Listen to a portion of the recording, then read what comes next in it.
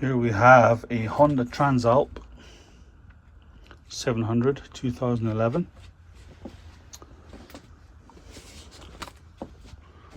Nice bike. I've recently rebuilt the engine. I needed a counter shaft. Sorry. So we have a problem, another one. See if we can zoom in. You can see that very well. High resistance from the stator. The battery is charging slightly. It's not getting very much charge, but it is charging.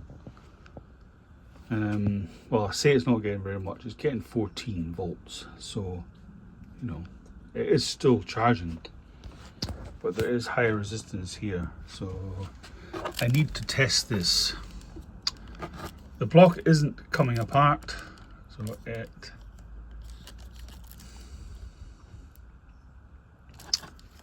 could probably cut the wires or get the multimeter down in there, trying to see if I can get what voltage I'm getting. When the stator was dark, I mean, I don't know what they're supposed to be when they're new, but they do sit in oil. It sits down there in oil, so. But it was evenly dark. It wasn't too. There seems to be a pinch there, maybe. A little pinch there could be causing high resistance. I mean, the resistance is on this side. There doesn't seem to. There's no melting on the other side. It seems to be on this side. So if that wire is kinked, then maybe causing resistance. I mean, I could just cut the wires, solder them together, and then see what happens. It's either going to be a regulator rectifier, which I have one sitting. I've had issues like this before. It turned out it was something completely different. Can't actually remember what it was. There was a fault. So I think it was maybe just dirty connections everywhere. I cleaned everything up and it was fine. So it might need. I mean, look at these wires compared to. I mean, they're quite very thin. That surely can't be stock. I think that's the stock regulator. Yeah, because that's the stock wire. That's the other wire. That's the charging. The other wire's coming from regulator rectifier.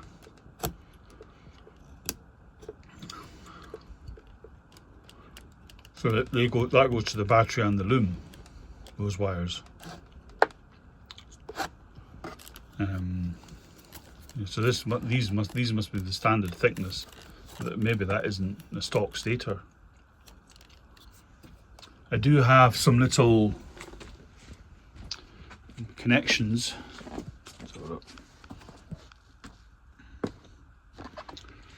Yes, the best looking cupboard in the workshop.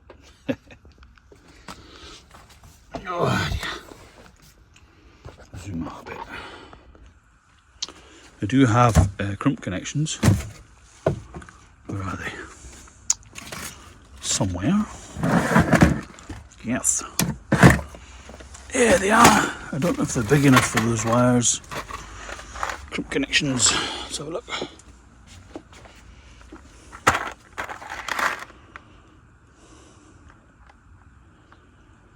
No, I don't think they're the right.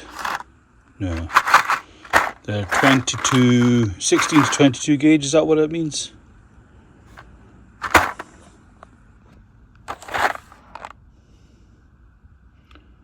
It's got 22 to 16.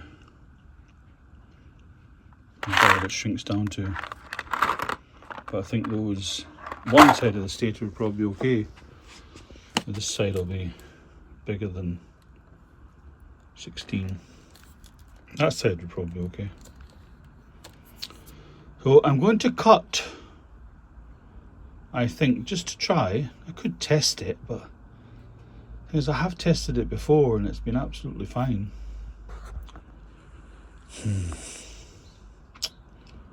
Decisions.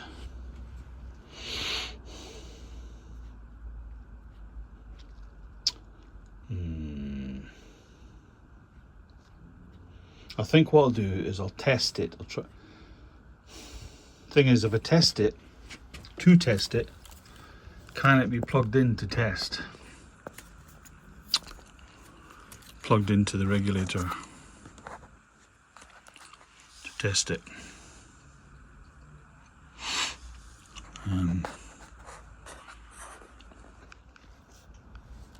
But I mean, I suppose what you're trying to determine is if the voltage is the same across the three phases. Is there a path to ground from the phases? Because you don't want that. I mean, it is charging. It's not. I'm getting 14 volts, but it's just this melting this block. So this means high resistance, but it's still working.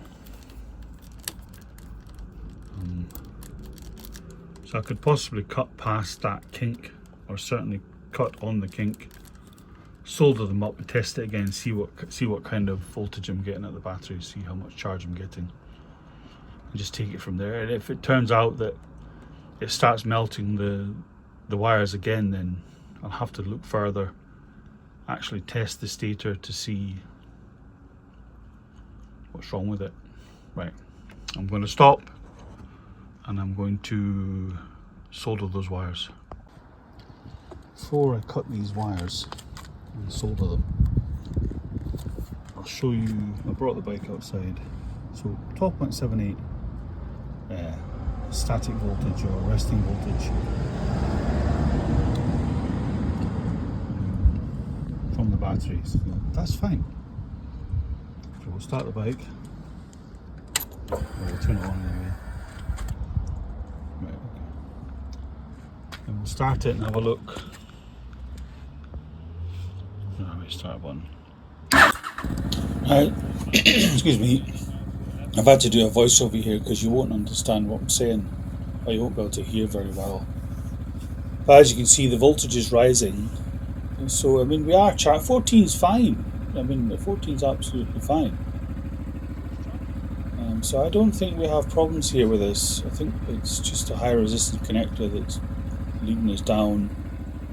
And I'm just looking at there, I'm looking at the actual revs. So it's on the idle air control valve, it's on the choke, the actual choke. So the revs are slightly higher than that, and tick over. So tick over might be a little bit lower. That was me revving it, I think. But I think the leads were jumping out of the battery a wee bit. So, but still, and that's perfectly respectable. I don't think there's any issues. I think I'm going to turn the ignition off shortly.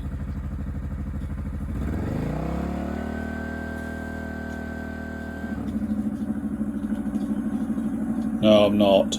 I'm fiddling about with the wires again. Trying to if I move those wires about, maybe it'll make a difference. But I don't think I've got a problem with stator regulator rectifier. Or I've turned the ignition off now. I'm just not charging it. Oh, that was interesting. The voltmeter is at 14.3 when I turned that off. So let's check that again.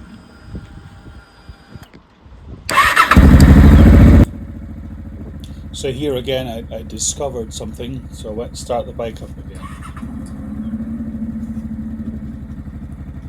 What had happened was, when you'll see it in a minute, I don't know if I'm letting the voltage rise, but what happened was, when I turned the ignition off, it went to 14.4 volts. So it means that the regulator rectifier is working perfectly. I'm getting what ideal voltage from. So the bike must be using voltage, but the battery's just not showing it. It seems to be the whole charging system's working fine. This is what I wanted to determine. There, I turned it off, and you see the 14.4? As soon as I cut the go back to the video. So maybe it's charging okay. It's just maybe drop somewhere. You will definitely see an anomaly there. It shouldn't be like that. That block is all melted. That's high resistance that causes that.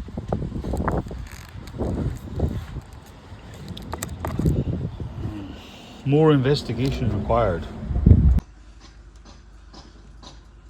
I forgot to press record.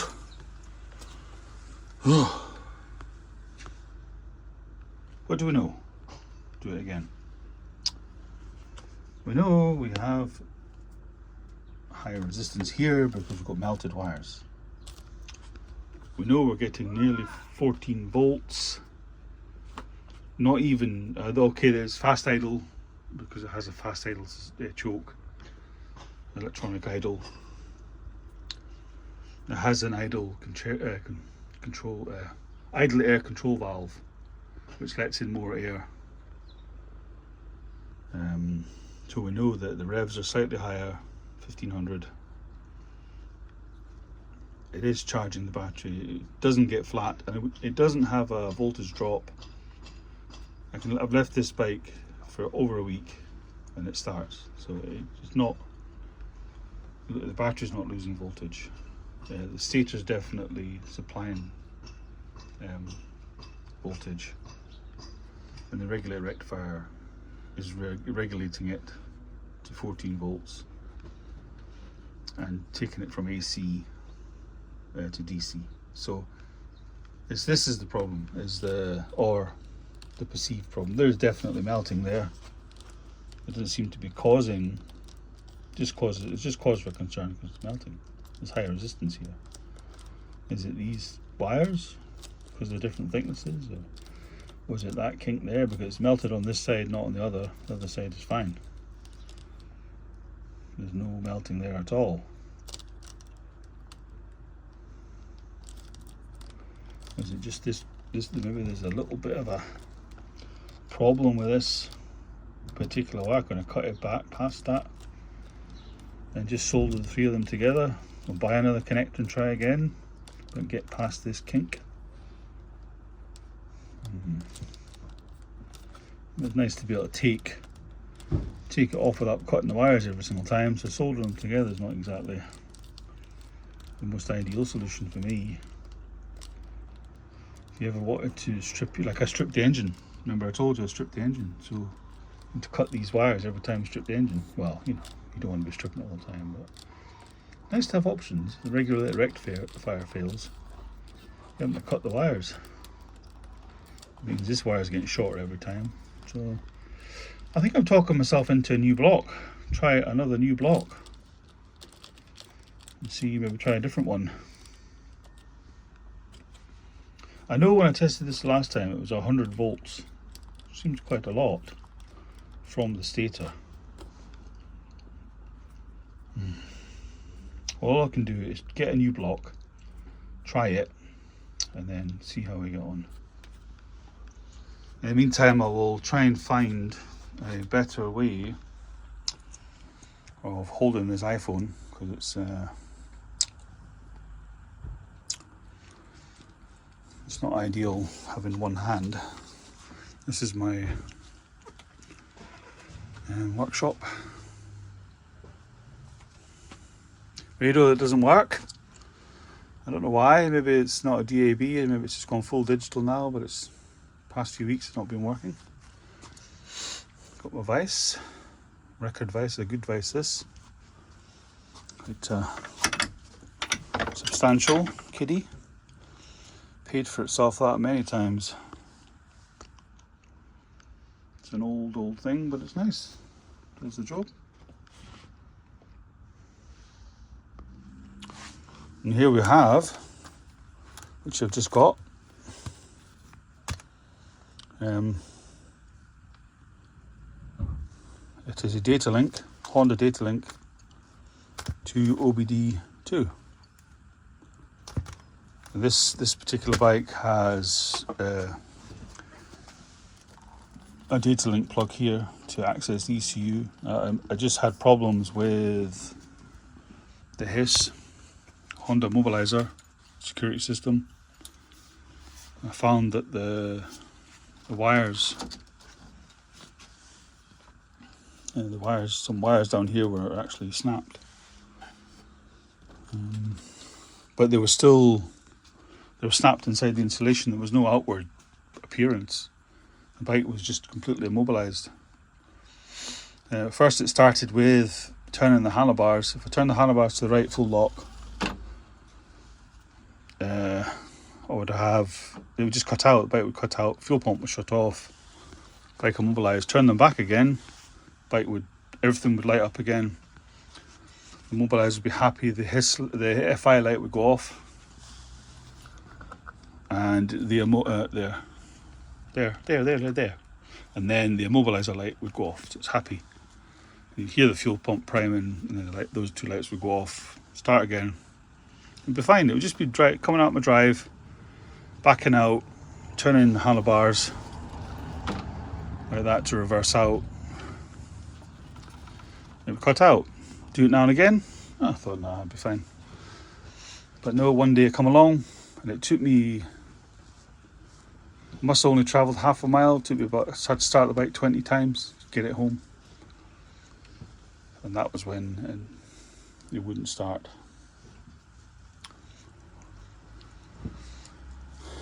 So what was the point of that? Oh yes, I was trying to find what was wrong with the ECU, but the manual says you can actually jump the brown wire and green wire in here, I believe, off the top of my head from memory. So you jump the green wire and the brown wire, and it gives you access to fault codes. The FI light should flash, long flash, short flash, and it means something. It tells you what's up. But there were no codes. The ECU was fine. So I thought, okay. Well, I didn't know that, so I bought this, but it's arrived after I finished. I found out what was wrong, but I soldered the wires back together. I just pulled on the wires. Removed the HISS, the antenna. That's just an antenna. Removed it from the bike. Pulled on the wires, and they came apart. So that was the fault. There was 3 of them were snapped.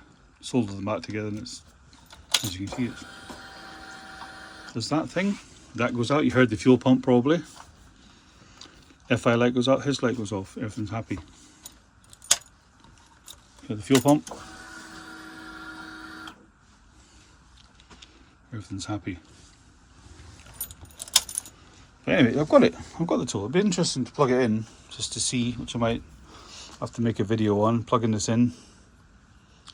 Plug in the little OBD reader in, see what's going on with ECU, see if there's any stored codes or anything. Anyway, so I will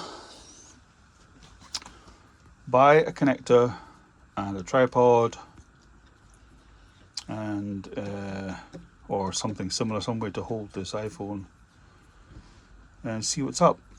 See if I can get to the bottom of this melting. This is the second connector that's been melted. But there's not really much I can show. I'd rather show the process, so I'd rather get the tripod and show what I'm doing. If it requires soldering or whatever, I'd like to be able to show that process. It would frustrate me if I didn't. Anyway, we shall come back to this old girl, my daily beater, the winter hack, and see what we can do. See if we can keep her going for a bit longer. 52,000 miles. Say goodbye. I think this one's got. Has this one got a name? I don't think I've named this one. I had a single cylinder F650 Strada, and it was called Dipstick, which my wife named. I don't know why. What's this one called? And I have another bike, a Triumph, which I call Miss Moneypenny, but I do not know. My name is James, so I call the Triumph Miss Moneypenny, as you do, 007. But this one has no name. If anybody wants to put forward a name, There it is there, nice black thing. Black and gold. It's got the black panels. Black panels. Honda top box, nice, eh? Lovely. Oh. Got a couple of seats with it. That's the stock exhaust. The story behind that stock exhaust. And we have the stock seat, brick hard, and we have a nice comfy seat. Anyway, if you want to name this, and open to suggestions. Thank you. And please like and subscribe if you want to. Thank you for watching.